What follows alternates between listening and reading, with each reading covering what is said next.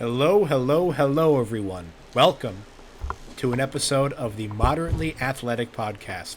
As always, I am your host, Sam Wantock, joined by Ethan Decker and Tyler Noctical. And we've got some reacting to do. Fellas, how are we doing on this Wednesday evening? Feeling great. Feeling really good. It's been a great week for me. A huge win in fantasy, a Vikings win. Tyler might feel otherwise, but I'll let him elaborate on that. I was just so hungry for football, and you know what? Week one really hit the spot. I will say, for being week one, there was obviously some sloppy games, but which you would expect, but there were still some good games.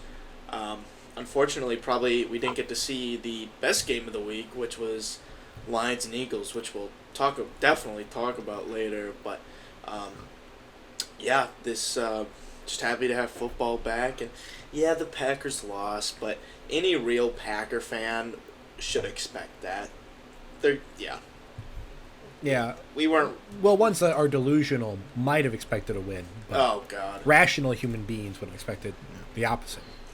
I won't disrespect any Packer fans out there, but it's like, it's time to be practical. These wide receivers just weren't ready, and that's what it kind of came down to. And some pretty sloppy defense, but we'll get into that a little later. Sounds good. But, because it was like how you mentioned, Tyler, football being back was like a nice, juicy steak that we got to tear our teeth into and enjoy. Similar to the juicy, wet turf that was used during the 49ers and Bears game. We had all picked this game as a lock, thinking, there's no way that the 49ers lose to the Chicago Bears. And, because it took an act of God to keep the Niners down, honestly. Boys, so what are we thinking about it? I don't know if it's like a saying or something, but if there is, it goes that rain is the great equalizer when it comes to football games. It can bring a great team, a potentially great team like the 49ers, and drag them all the way down to below the Bears level. And, did I think the 49ers look bad? Yeah, I do. Do I think that it should be something that, should be a concern? Not really. I'm more worried about that offensive line than anything. They gave up a lot of pressures. And to a front seven of the Bears that really doesn't excite me. And, the 49ers front seven, or defensive line even, barely got any pressures. And, you could blame that on the weather. No get off. The ground was practically moving underneath them. But on the flip side, the Bears had a pretty successful pass attack. And, it's clear that watching the game that the 49ers were not ready to play from behind. They were just not. And, once they did get behind, that's when it started raining and downpouring. And it's not only hard to game plan for that, but when you're not game planning to play from behind, that's even worse. So one might think that the 49ers kind of went into week one thinking they got an easy dub against the Chicago Bears, and rightfully so. I think 90% of NFL fans expected that, but maybe a little bit of arrogance, maybe the rain kind of swayed the game towards the Bears, but I don't think it's too much to overreact over, week one losses. Just for good teams, it's just not something to worry about, I think. But I legitimately am worried about that offensive line, especially the right side. What's his name? McGlinchey. He did not look good. He did not look good. Whether it be the weather or just the assignment, I think he was going up against a rookie. I don't know usually he's solid, but he did not play good. And, when you have a rookie quarterback, you got to be able to protect the edge. So that definitely played into it. But just one last thing. Justin Fields, didn't have, I really wouldn't say he had a great day. He had 2 plays that just kind of exploded, right, for touchdowns. Mm-hmm. And without those 2 plays, obviously, there's absolutely zero offense. But those 2 plays, the one where he went across the field to Pettis, that was just such a savvy heads-up football play from him, and I was really impressed seeing that play and how it broke down. So, if I do have to give Justin Fields a compliment, he did a really good job with that. Because I am happy that you brought that up because there are a lot of people who I saw on TikTok. Obviously, it's TikTok, so they have no Life. basis to make the claims they are, Yeah. or to be validated as such. But there were a lot of people that were overreacting to this game, saying that Justin Fields is elite or Trey Lance should be benched. And again, it's week 1, and this was week 1 in the worst weather conditions possible. Yeah. So there's just no basis. And just looking at the stats, the 49ers had over 130 yards more than the Bears total yards. So it's taking that into account, it's it's just not something to worry about with the 49ers or overreact for with the Bears. So, yeah. Mm-hmm. Yeah, Decker, anything to add? Yeah, I was going to say, this is just such a tough game to really judge. Yeah. Based off field conditions alone. If there's one thing I would like to see cleaned up would be, and again, it's just tough to tell with the weather that was coming down throughout the entire game, but I would like to see Trey Lance make smarter decisions. Yeah, you kind of could see that pick to Eddie Jackson, for example, was one that was highlighted, pregame on Sunday morning, where they were showing all the mistakes and the bad reads he had throughout his rookie year, and then he goes and does it week 1. Where he threw into he just overthrew. I don't know. I would have to disagree. I think that play Eddie Jackson made was very, very good. That's a very high skill play. It wasn't really thrown into double coverage. It was just, if you look at it, it was just a phenomenal play by Eddie Jackson, the way he broke on that ball. And Eddie Jackson hasn't played like that in a couple years now, so when you take that into consideration, but I get where you're coming from, but I just have to I think that was just a really, really good play, a defensive play by Eddie Jackson. Was it the best throw to make? Absolutely not. But I think a better QB could have put that in a spot where the wide receiver could have caught that. Yep. Yeah. I mean, there's certainly spots to learn for both QBs, Lance and Fields. And there's another guy who is still learning how to be a better QB. I'm actually 2 in this next matchup. That is Mr. Tua and Mr. Jones. And it was the Patriots versus the Dolphins. Not one that was very surprising, considering that a defensive coordinator was calling plays for an offense. Boys, what are we thinking about this game? Yeah. No, you hit it right. I mean, with Patricia / Joe Judge having their intake on the offense, it looked exactly like what we thought it would be, which was an absolute train wreck for the most part. Mac just, Dolphins defense got, I think, 2 touchdowns, I believe, or they got, I know for sure got a fumble recovery, and they got two sacks, a couple of picks in there, some fumble recoveries. Mac Jones and that entire offense just looked like a disaster, and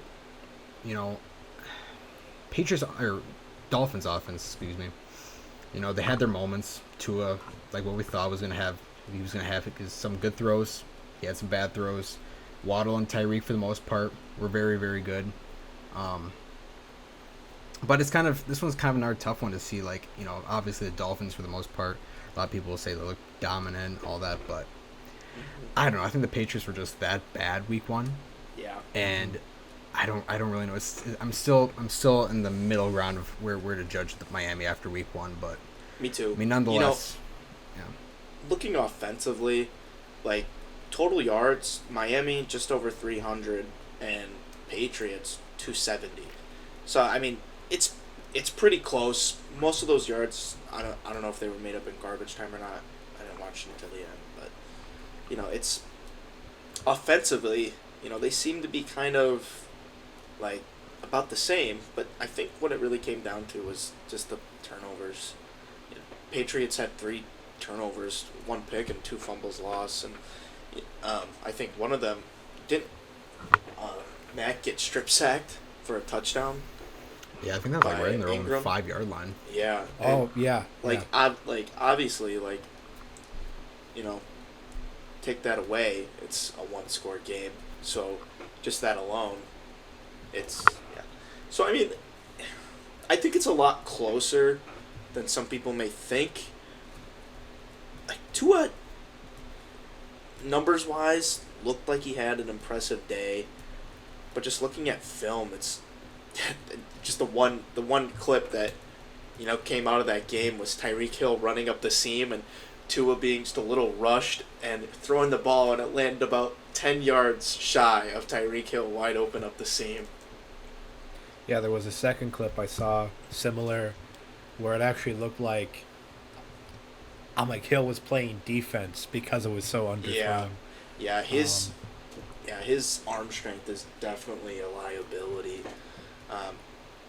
And Tyreek Hill said it himself that he doesn't have the arm Patrick Mahomes does, but supposedly he has better accuracy, but that I don't know. So and Patrick Mahomes surely proved otherwise this weekend, but nonetheless, I think Tua is gonna hold this offense back. Obviously neither teams were able to really get anything going on the ground, and I'm kind of surprising the Dolphins barely got anything on the ground. Their leading rusher was Chase Edmonds for 25 yards off of 12 carries. That's not good, obviously, and we were kind of highlighting the Miami weapons versus the Patriots secondary, and looking back on it, I would say that the Dolphins' weapons definitely won this battle. Even with a semi-incompetent Tua. So, yeah, I'm just not sold on Tua. No. Yeah. I think that's definitely a very shared sentiment. I mean, especially when you got the guy who's the best deep ball receiver in the league, and you can't really get the ball to him. Right, yeah. It's definitely making the offense less dynamic, but I'm sure that they can easily game plan around that to make it throws that Tua can make. So I do think the Dolphins could be successful this year, but that's going to be up to game planning at this point. Moving on, we have the Steelers versus the Bengals. I'm in a game that was quite exciting at the end there. I guess a little prompt I wanted to ask you guys was, should we be concerned about Burrow throwing 4 picks, or just the Bengals in general after that performance, just with the amount of bad reads that Burrow made week 1? Go ahead, Dak. I wouldn't say I'm too worried about Burrow yet. I would say one thing I am worried about is what we saw based off the eye test, and that was Lyle Collins, who, when facing a elite edge rusher, and T.J. Watt before he got hurt, was just lost. I mean, T.J. Watt was just all over him, and Watt was at Burrow in a second, Otherwise, O-line wise, I mean, Ted Karras, their center, and Alex Kappa, pretty solid games, but Burrow was pressured a lot. And a lot of it was bad decisions. I'm not too worried yet. If this continues for another 2-3 weeks, then maybe I'll start getting there. But he lost T. Higgins early in the game with a concussion, so it was Jamar or nothing at that point. It was definitely a game the Bengals should have had. They lost their long snapper, so they went to a backup third or fourth string tight end to be their long snapper with high snaps, and McPherson could have had him drilled, and the game could have been won.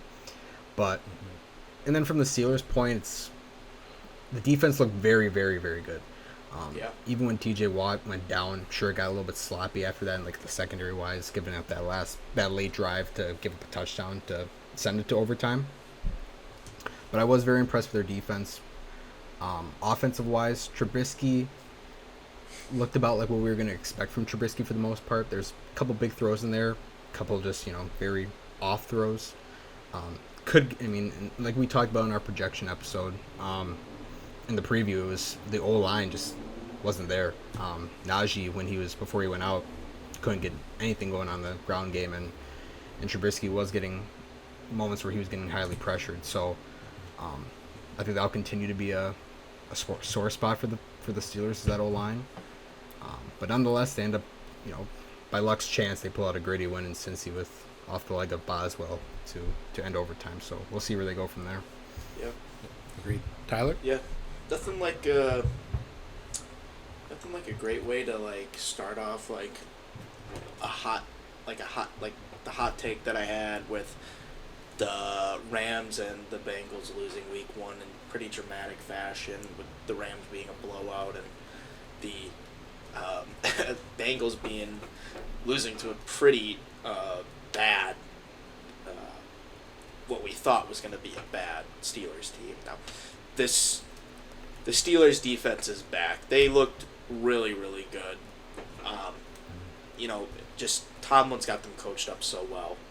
And, some people are saying that this is going to be the year that they fall below 500. But, man, if that defense keeps playing like that, I don't know. And to go back to the Burrow thing, I am worried about Burrow. It was going up against a good defense, but I thought this O-line was supposed to be like this brand spanking new and improved. No one's stopping it. And Dex said it, La'el Collins did not look good at all. And their left guard, what's his name? I'm looking it up. Cap was at right guard, and it was Cordell Volson. Volson, yeah. He got absolutely destroyed on the inside. And it's we went into the season expecting this offensive line to do so much better, but granted, the pass rush and run defense of the Steelers is really, really good. We didn't expect it to be, but this O-line should have performed much, much better with how much praise we were giving them before the season. So we can't put all the blame on this offensive line for the mistakes that Burrow made. So I am a little worried about Burrow, and I think that this is the best time to say to end the debate between Burrow and Herbert. It's Herbert by a mile. These are the type of games that just goes to show that Herbert is just the much better talent. So, but I going back to it, I give props to that Steelers defense. That offense did not look good, though. Offensive line is still, in my mind, a bottom 3 offensive line. Wasn't really impressed with the Bengals defense, though, so, yeah. Yep. I would agree with that entirely. It's because the defense can play as well as it has been. It's not even that the offense needs to be spectacular, because Trubisky can be a game manager and kind of keep them in line, and they'll win a fair amount of games. Plus, I think that Burrow might be going through a similar thing that Mahomes had. I think it was beginning of last year, where he almost became too cocky with what he could do. That cause Mahomes was throwing so many picks to start last year, that maybe it's a similar trend, but obviously it's week 1. We'll have to wait and see and get more points of data. One thing that we have plenty of points of data for is that the Atlanta Falcons love to choke everything. Saints versus Falcons. It's a tale as old as time. Falcons get up. Falcons get down. What do we think? Just I'll keep it brief, but I'm pretty impressed with how the Falcons played, even though they did lose. I thought that this Saints team was gonna just absolutely destroy them, and choking leads is the Falcons' way, but nonetheless, they still played a good game, and if it not had been a kick at the end, they would have won it, and those are super rare. So, but I'm worried about. I'm worried and not worried about this Saints offense. I'm worried that they couldn't get anything going on the ground, especially against this Atlanta defense. It is still not good, but I can understand why it happened. Divisional game, week 1. You don't know what to expect. So, props to Arthur Smith though. He really coached a really good game. So, yeah, that's my 2 cents. Yeah, for the team on paper, it's like, because I think we had said that the Bears and the Falcons were by far the worst two teams on paper this year, and sure, the Bears won, but the Falcons looked much better. Granted, I will also say, still, Falcons looked Marcus Mariota looked really, really good in the preseason, and he carried that over to week 1 pretty well. So props to him too. Mm-hmm. Decker, anything to add? Yeah, no, I was very impressed with the Falcons too. The biggest takeaway for me from this was just how well the Falcons ran on that Saints team. I mean, Cordero Patterson went for over 100. Sure, he had a lot of volume, but I don't think any of us would have thought that Cordero Patterson would run over 100 on that. What's his nickname Saints again? Like the line. Rusty Swiss Army knife or something like that? Is that not his nickname? I'm pretty sure it is. I thought that was Taysom Hill was like the Swiss Army. I don't know. I just thought it's because he's old. Taysom Hill can be the Mormon Swiss Army knife or something like that. If he went to BYU. Is he Mormon? Yeah, that makes sense. Oh, you know what? I did not know that. Okay, well, Sam's Googling that. What were we talking? Oh, yeah, Cordero. The Saints defense, man, Decker, we both expected the Saints defense to be really stinking good, especially with their secondary.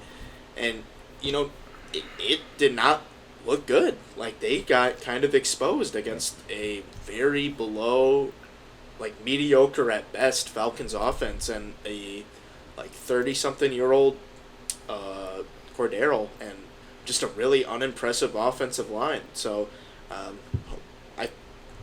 And I know we talked about this. I know we talked about it during the game as well, but a question for debate is Cam Jones starting to take a step back? Because something just seems off. I mean, him and Marcus Davenport were both very below average in this game. As far as coming off the edge, and then David Onyemata. I can't imagine I don't know if they played preseason or not. Maybe that had something to do with that. They just weren't ready for the game speed and.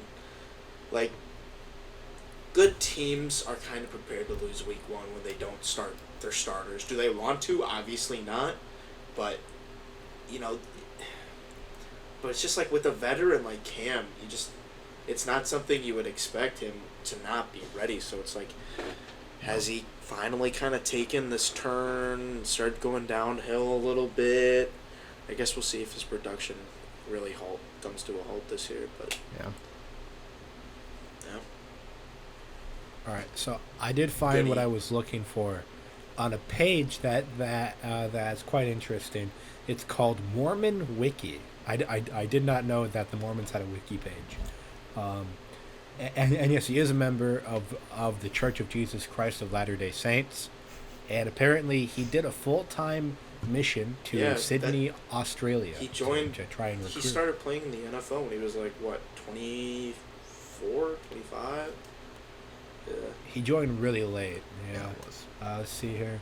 This is too much about Taysom Hill. No one cares about Taysom Hill, even though he did score a touchdown. But this is too much. Next. That's fair. Did he? He scored 2, right? Well, good for the Yeah. I think it Mormon was, yeah. Swiss So, Army like, knife. Yeah, if you score one, yeah. Now, if you get one touchdown, you get some time. But if you score two touchdowns, Okay, but we read real you quick, victory real quick. page. What is the Saints' obsession and Taysom Hill? What is it with this guy? I don't understand. Just Mr. Yeah. Do It All. Yeah, because to be honest, I thought that like his usage would die off with Sean Payton, but it seems like, uh, yeah, you can take the Sean Payton out of the Saints, but you can't. Fuck. Moving on. I think I messed up that phrase. Um, okay, Browns versus Panthers. To be honest, this is a game that I know very little about, besides the fact that people were mad about like this like ref rule that happened, like where they like fake spiked it and then they spiked it again, which apparently is a flag, and then the Browns won with a Cade York field goal. It sounds like a spoiled Baker Mayfield chance to get some revenge. Boys, do you guys see anything about this game? I mean, just based off my gut instinct, I can just tell that this entire offense, the entire game plan, they're going to ride with it. It's just going to be how much use can we just get out of Chubb and Hunt without Jacoby having to throw a lot. Chubb went for, I believe it was like 120 in that area. I know Kareem went for 46 on 11 and then had 4 catches for 24 and a touchdown, and he had a rushing touchdown. And then Chubb went for, it was 141. Okay, so almost 200 yards combined rushing for both of them. And Grant, when you have an O-line, like when you can run behind Wyatt Teller, who is the number 1 graded guard of the week, tackle-wise, Jedrick Wills had a very bad week, but yeah, I think the Browns, their defense, especially, Myles Garrett on Ike Ekwonu was, unfair, which we all predicted and saw. It's just tough for me. Just still, week 1's such a tough week to really truly know about teams, but nobody's really sold on Cleveland. I'm not sold on Carolina. If I had a Carolina take, I would just say, CMC wasn't great. I wonder if he should be able to hopefully pick it up. And receiver wise too, like Robbie Anderson got the love out of that. Tyler, I know you got DJ Moore on your fantasy team. I still won this week. I do have to say, PFF, they put out that like the Browns had like the most. I forget. Okay, now I forget what it was. It was either like the most or every single like defensive, and it probably wasn't every single, but they had the most defensive plays covered, like the best they could be covered. I don't know exactly how they graded, but basically that means they just shut down the Panthers wide receivers. And going into this game, it's kind of what I expected. I expected this secondary to play really well, and this front seven not to. But Myles Garrett just on Icky the whole game just assaulted him. It's just not a great matchup for your first game in the league, and it was a tough draw for him. But on the other hand, Morton on the other side, didn't play much better against Jadeveon. So I thought that there was a chance for both teams to have really impressive rushing stats, just because I wasn't in love with I really like the Browns' offensive line, and I just don't like their front seven outside of Jadeveon and Myles Garrett and maybe JOK. So I thought that CMC would be able to have a decent running game, but no, that didn't really add up to anything. So a little disappointed. Baker didn't get his revenge game. I'd really like to see like the tweets of what he would say, but you can't get everything you want in life, and a Baker revenge win just wasn't in the cards. So not a really exciting game, to be honest with you, even though it did come down to the last second. Yeah, it would have been really nice to have seen a Baker revenge game. I do agree. I've always been a Baker fan to a certain extent, but I think it's a really good sign for the Browns, the fact that they can pretty much like run through the league until like week Yeah. 11. I think get Deshaun Watson back, because if they Yeah. can do what they did this week, there is a chance that this team could I mean, make it to the playoffs. we Maybe still got not to like check a and high see seed. like how many stacked boxes they were going against with the Panthers, but I definitely expected more from the Panthers defense, especially their front seven. But that just goes to show how good this Browns offensive line and rushing attack is, and Nick Chubb just definitely looks like the best running back skill wise in the league. I would definitely agree with that. And now to move on, we have what many would consider to be the best roster in the NFL right now on paper, and a team that became the heart and soul of many people with an HBO subscription. And they went head to head, toe to toe, and it was a close one. Quite surprisingly, that was the Eagles versus the Lions. And now for my, I just want to start with this one. For my 10-7 prediction, which I did say that they lose to the Eagles because I'm not stupid. But I mean, to see how well they played against a very good, like what could be like a deep run playoff team, very very promising for what the season could look like. Fellas, what do you think? I think that just the Lions are really good week one, or a really good week one team, because what was it, like 2 years ago they tied with the Cardinals, and then I can't remember what they did last year, but I just remember them being a pretty good week one team. But no, this was definitely, like, to me, game of the week, just to see the Lions come out and fight the way they did and claw the way they did. And it's, Sam, I would have to agree, actually, that it is a really good sign for a 10-7 prediction. I don't think they're going to get there. And just an interesting stat I looked up, or stumbled upon, there were 35 quarterbacks to throw a pass week one.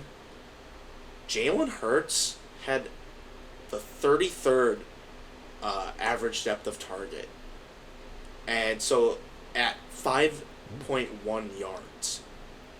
Yet he was able to throw for, what was it? Close to 250, I think. I think it So- was like that, yeah. I mean, that just goes to show you, like, how explosive A.J. Brown is, man. Like, he had, over 150 yards, was it? I can't remember off the top. Yeah, I think it was. I think it was like 130 something. Jalen Hurts, 243. And- So, I mean, with an average depth of target at, like, that low, this is exactly what I kind of was talking about, what I thought that they would do. They just draw up easy plays for Jalen Hurts, get the ball to these wide receivers' hands, and let them run, especially A.J. Brown now. And, they got down to the red zone, and what did they do? They ran it into the end zone with, like, 4 different running backs like they do. So, I'm not entirely sold on Jalen Hurts' performance. It's a little bit misleading just because of how productive the wide receivers were. But all in all, I think this kind of just goes to show you how great, like, how top tier, elite A.J. Brown is. So, and real quick, I know that this Lions offense we were kind of hyping up, but I kind of was expecting more from this Eagles defense. So, I mean, I think they only got one turnover off of a Goff pick 6, I believe. Yeah, I think it was. So, Yeah, that pick 6. And yeah. you take that pick 6 away, Oh. it's probably a lot closer. So it's like a lot of these games being determined by like 1 or 2 plays, and it's so pretty interesting to see how they would turn out. Yeah, so Yeah. it was 10 for 155. A.J. Brown went for on 13 that targets. is absolutely insane.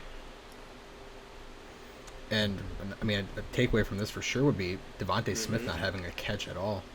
He only had 4 targets and wasn't able to haul in any of them. So I mean, that was kind of expected, though, and because when you think of the passing attack, one definitely was going to be A.J. Brown, and then two, I mean, I would definitely say that the second option was Dallas Goedert for sure. And, that put basically Smith at wide receiver 3 pretty much.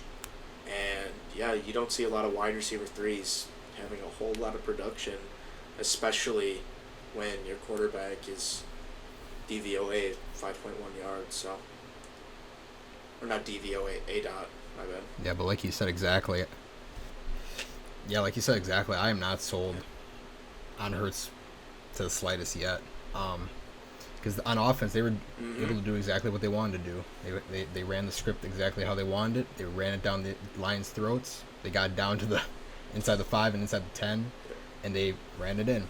Everybody, it was Hurts, Sanders, Gainwell, and Scott all got rushing touchdowns. And obviously, Lions show a lot of heart as they get that from their coach for sure. But they won't be able to do this definitely on a week-to-week basis. And, defensive-wise, too, we both expected a lot more, and all of us expected a lot more. But if there was one bright spot, it is that Jordan Davis is a bad man, and complement with Fletcher Cox. I am, as a Viking fan, as me and Sam are, I'm scared to death with what Jordan Davis and Fletcher Cox can do this upcoming Monday, because they made Frank Ragnow a top 10 center in this league. A little boy. Look like freaking college center out there. He was absolutely atrocious. So there was a lot of weak spots in that defense, but that interior D line was definitely shining bright. Yeah, I definitely hope that Garrett Bradbury talks to Taysom Hill about a higher power, because he's going to need some prayers on his side. So these are two teams that I think we can just kind of flash through here, because we are running a little long. Chiefs and Cardinals, Raiders, Chargers. I think we all said that we thought the Chiefs were going to win, and we all said that we thought the Chargers were going to win. Not a whole lot of surprises here. Boys, thoughts?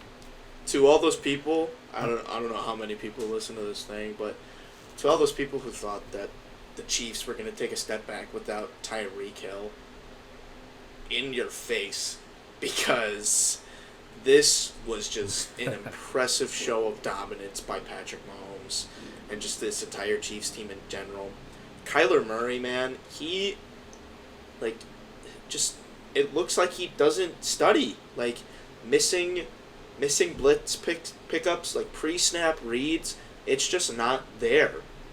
And there's all the stats in the world saying he's bad when a certain video game has an XP boost on a weekend, and he's lost every single game that it's starting to look like it's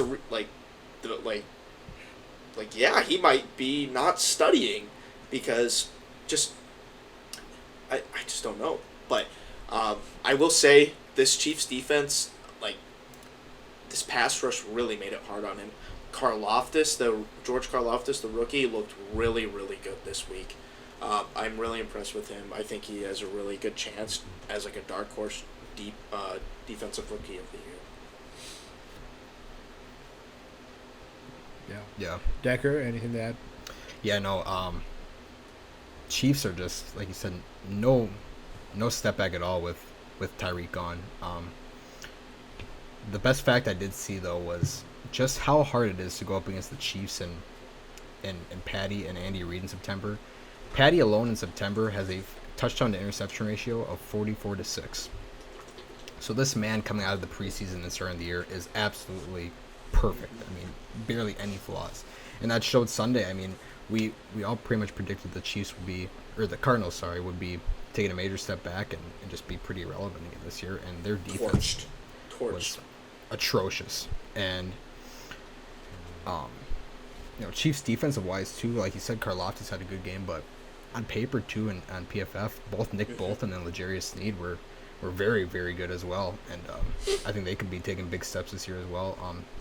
The only hurt was seeing McDuffie go down and being out for the next 4 weeks. But the Chiefs are just so dang good, and the Cardinals. So dang not. It's a tough week 1, but I think this will be a pretty rough year. This is looking like a little bit. Yeah. Yep, I would definitely agree with that. It's Cardinals. I mean, they shouldn't have re-signed Kingsbury. I mean, anyone with the IQ over 7 could have picked up on that one. But okay, now this is just a game that I really want to talk about. It's a game that means a lot to me personally. Dak, you want to join me on this one? I will. I already, I knew it. Skull, baby, Dak's not doing skull, it. baby. Let's go. Justin Jefferson looks like the man. He is a god in human clothing, and lightning bolts shoot from his fingertips. I mean, Tyler, I don't want to make you suffer, so we're not going to spend too much time on it. It's just a hack. It had to be said. I don't want to be that guy, but there are plenty of excuses that the Packers can make for just not being able to keep up with the Vikings week 1. And, like I said before, we, like any Browns fan the last 10, 15 years, we expected to lose week 1. Like, it was just kind of bound to happen. I don't know why in the world we were favored at any point going into this game. Did I think it would be closer? I do.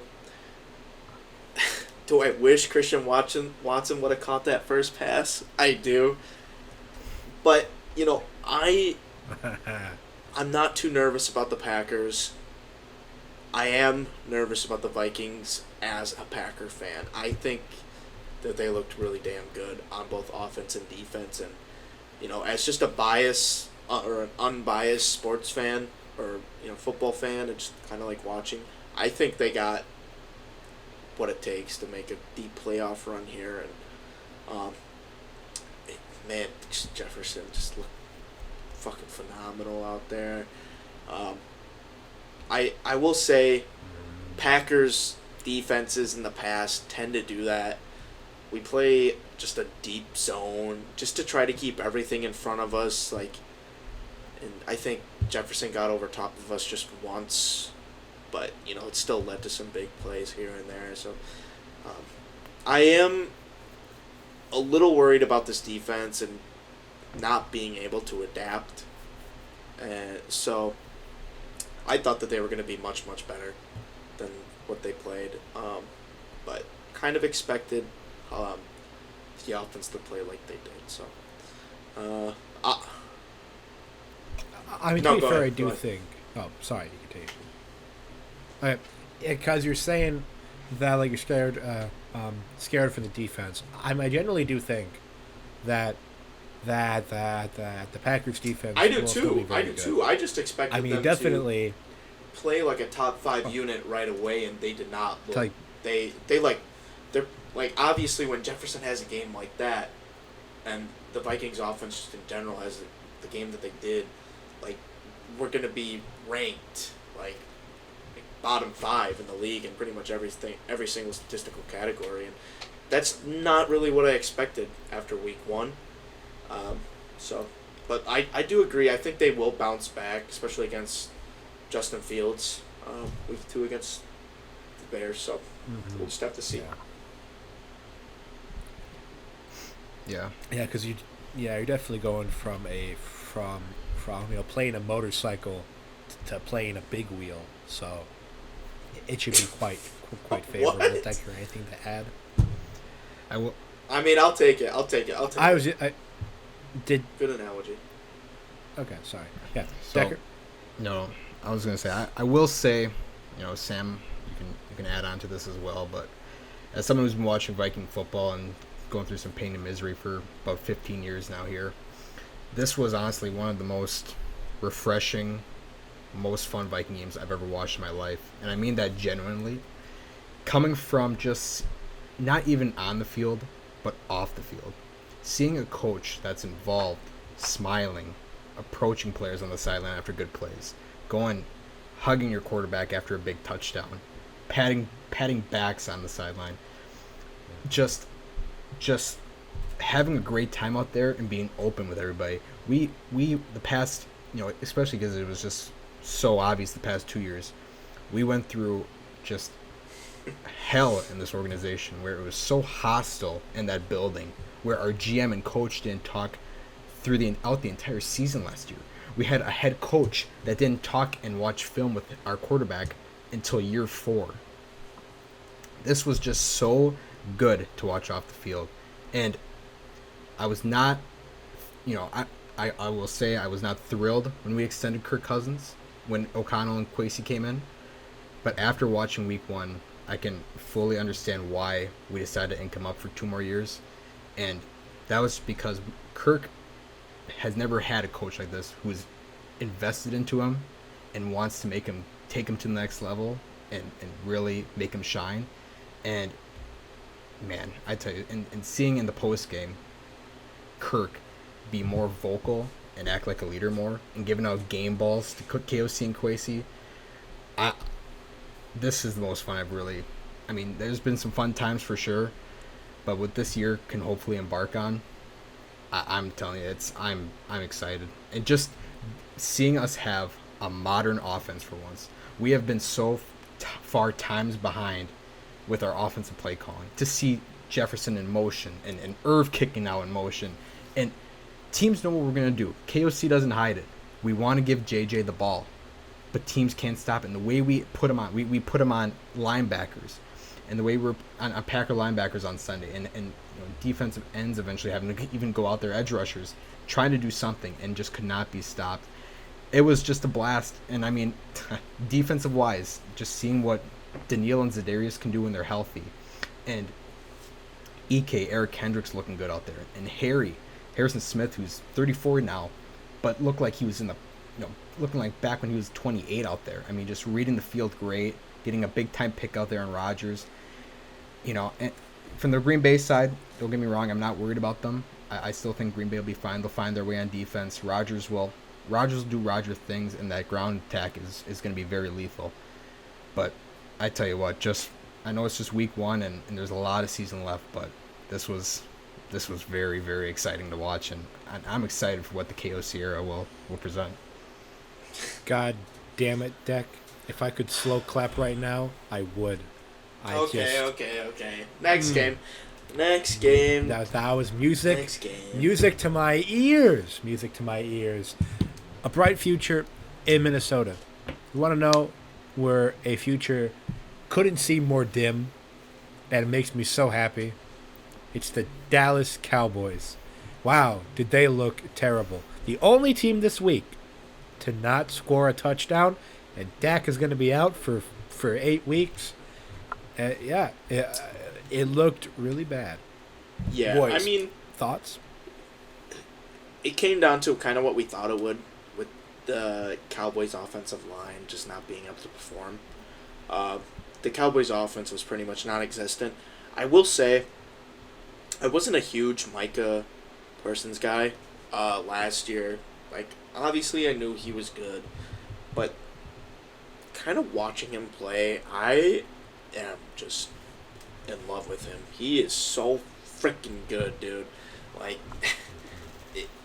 if you could have 11 Micah Parsons on the field, that might be the best defense of all time. Like, that guy is so goddamn fast, so goddamn strong. He's just really, really impressive. But alas, Cowboys don't have 11 Micah Parsons. They only have 1. And you can't win a football game with only 1 Micah Parson, apparently. And yeah, I mean, I wasn't too impressed with either team, to be honest with you. Buccaneers were just a little dull, in my opinion, but I do think that even if Dak stayed healthy, that this game wouldn't really turn out much different. Maybe a touchdown for the Cowboys, but yeah, I'm excited to see this Buccaneers offense if they decide to actually turn it on next week, because they just kind of looked flat to me for most of the time. Yeah, it did not look great. Decker? Yeah, no, I was not very impressed with Tampa either, and if I had one question for Tampa, I would really ask was it worth it to put Godwin out there? I mean, he's coming off the ACL tear. It feels like, even though he practiced and showed himself out there, was it? I would have set him back and then to throw him out there in week 1 and then not even re-injured the knee, but this is a hammy injury now that's going to sideline him for a little bit. So I don't think that's really a good management decision there and coaching decision to put him out there. But Brady with some questionable throws at times. I'm sure Brady's Brady. He'll pick it up. But from a Cowboys side, I went a few episodes ago. I went with a hot take of I think Dallas could start out very slow and McCarthy could be gone mid-season. I'm thinking. But starting to feel a little bit more confident in that. I think if now they have really the excuse. Yeah, but now I'm just kind of afraid that exactly. That's what I was gonna say. It's like, I didn't have Dak. Okay, here's a 5-year extension. You fat McCarthy. fuck. I think I'll bleep that. But anyway, just I think Dallas at this point, if there's any team that you want to just overreact on and pretty much punt on right away, Dallas would be it, because now it sounds like they're going to roll Cooper Rush, and that just cannot be a recipe for success. So I am very, very worried about. Yeah. Sam, do we want to just do quick thoughts on the last couple games? I know we're kind of getting close to an hour. I was actually just gonna jump forward. Well, I want to talk very briefly about anything you really want Giants and Titans, because I took Saquon in the 3rd round of the fantasy draft, and God blessed me with rookie year Saquon falling into my lap. He looked like a man possessed, and the Titans' offensive line didn't even play good. Like, that's the amazing thing. They did not look good. Evan Neal looked horrible, and he had much, much higher expectations going into the season. And so, like, Saquon, for just looking at a fantasy perspective, I think he could be a top 3 running back to like a top 3 running back this year, because this Titans defense, like we said last episode, this Titans defense was the best rush defense last year, and to see them get exposed that badly on a Saquon coming back from multiple injuries, it's just like, I had the Titans being good, which kind of bums me out, but it's just so sweet seeing Saquon be good again. And I love Dable's call to go for 2. Like, the cojones on him. I respect the shit out of that. Bullock should be gone, I think, but I also like Vrabel a lot, but and like Tannehill played a good game. Like, he was very efficient with the ball. I am very concerned about Derrick Henry. I thought that he would come out and play really, really well. He did not. This Titans O-line did not look good against a Titans defense that is very, very bad, in my opinion, still. So, kind of just like closing thoughts. Saquon good, Titans bad. Yep, I would agree. Plus as a man that drafted Saquon his rookie season in fantasy, I only want the best for that man. He carried me to a 4th place finish. Decker? Yeah, no, not much to say other than what Tyler said, but Evan Neal looked awful. Okay, yeah. Andrew Thomas did look very good. Yep. Which is shocking. But considering Saquon, his rookie year. But he's played really well the last couple of years. Exactly. Saquon, yeah, it's good to see him. Obviously, knock on wood, an injury doesn't pop up, but he looked fantastic. Dable, I think, will quickly become a fan favorite with the Giants organization and the fan base, just off what he did. But yeah, Titans, I'm very concerned about. I was scared to death because I was going up against Derrick Henry in fantasy this week, so I was scared to death about it. But he only had about 80 yards rushing. He definitely got his volume, but did nothing on the ground for the most part than what we expected. So a little bit of worry with the Titans, but good for the Giants. Are we going to talk about like Chargers, Chiefs, or Jags, Commanders? We did talk about Chargers, Chiefs. Chargers, Raiders. Just a quick thought on that. Quick thought. Oh, sorry, no, I missed Devontae. That's it. And Jags, Jake's Commanders. That's Carson reasonable. Wentz good? Question mark. Nah, I don't think so. Nah. I don't like Carson. He played Wentz. really well. He I played think really, he just really got good. lucky. Okay. Yeah. That would, And then to wrap, we have Monday night. Tyler, you had picked the Broncos as one of your locks this week, which I mean I can't quote exactly what you said, but this is pretty close. You said I just don't see any possible way that the teams that I picked to that's lose why they're locks. will win. So I'm guessing that you. I did didn't not see the Geno yeah. the Geno Smith I'm masterclass guessing- coming. Okay. Yeah, No, the but number here's 2 the thing. PFF grade. Week 1, it's a crapshoot. I just, so what? I picked 9 games for locks, and with reasonable, explanations. Broncos good, Seahawks bad. That's kind of what we all thought. I did Colts that as well. good, Texans bad. What happened there? Oh, they get to the red zone. We didn't talk about that one. They get to the red zone 5 times and come away 3 point with only 3 points, all 5 or just one time out of those 5. It's I guess, what is it a bad strategy to pick 9 games? Yes.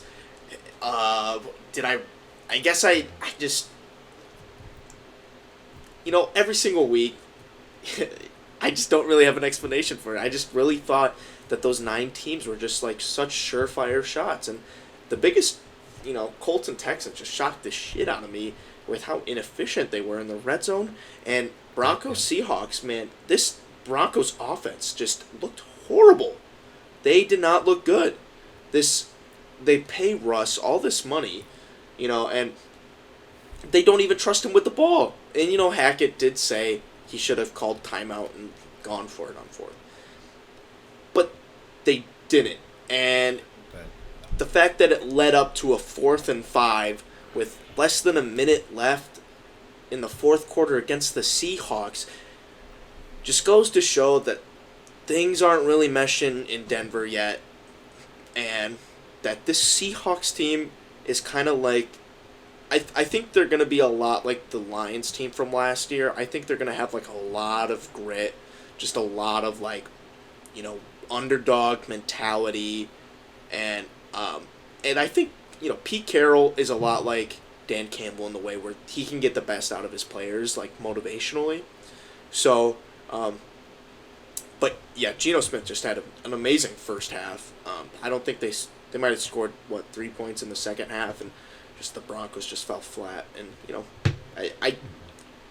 I expected them to come out or begin the season kind of flat, but just not lose to the Seahawks. Yeah. But there was an interesting thing that I saw mentioned on the Colin Cowherd show was that that QBs that didn't play in the preseason were 3-8 or something.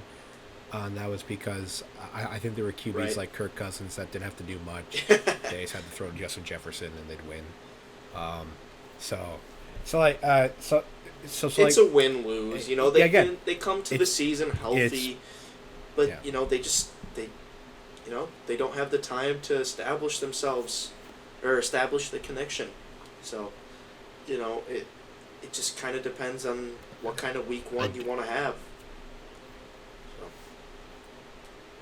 I do have my concerns about Denver, though. I hate to overreact after a week 1, but I'm very worried about Denver. That defense, especially with Simmons going down now, I'm very worried for them, and I hate to do this to a coach after his head coaching debut. I really do, and feel free to rip me on this if I'm completely wrong, but I just think Hackett's going to be a dud. I really do. I just don't think. I think the pressure is going to be too much for him. Really uninspired. I think there's there was so much to the tight ends when you have Judy and Sutton, Yeah, because I remember the start of that game. They were talking Buck and Aikman were talking about, and they interviewed Hackett beforehand in the game, and he goes, "We have 4 10s in this roster. We're going to use all of them. Why? Frequently or whatever it was. We're going to get all of them involved." It Exactly. doesn't make any sense. And I just really think pressure-wise, Hackett's going to choke. And I hate to do it, but and then afterwards, on Monday when they interviewed him, and they go, he was talking about it, and the guy's smirking through it. He wasn't. It's not like there was no seriousness or like passion behind it. The man's smirking through it. Well, when you fuck up I that could be completely bad, wrong. it's kind of I know it's like laughing at yourself. I can understand that because I do smile at myself when I fuck up pretty hard, and he knew he did. But yeah, Deck, I am also really worried about this Broncos defense. I think they're really, really overhyped. Really bad linebacker play. Like, really, really bad linebacker play. So, yeah, I'm just... Like, Geno Smith had them lost on the I would first say drive. that They were lost. I would say, though, that I'm more nervous about the Broncos than I am about the Seahawks. I'll say that much. I think that the Seahawks, although they did play good, I don't think that there's still a lot of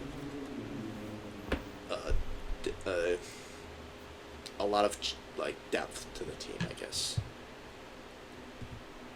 Yeah.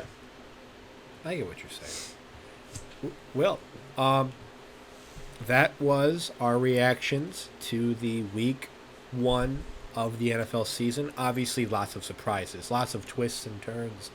And, I mean, that was a really exciting week 1, and we have 17 more weeks to go. And we're excited to be on. Yeah, woot, woot, exactly. Took the words out of my mouth. And we are excited to be with you on this journey. I hope you enjoyed listening. And you know what, all Sam? have a good night, You're the everyone. podcast Swiss Army knife, you know that? Aw, shucks, man. That was the nicest thing Goodbye, anyone's ever everyone. said to me. I'm going to go to... Yep. I'm going to sleep great tonight. Sleep well, yourself as well. All those at home. Quick side note, just know that we will also be releasing our predictions for week 2 coming out on Saturday. It's going to be interesting, hopefully more accurate, and we can't wait to share them with you. Once again, have a good night, everyone. Night, everyone. Night, everyone. Night, everyone.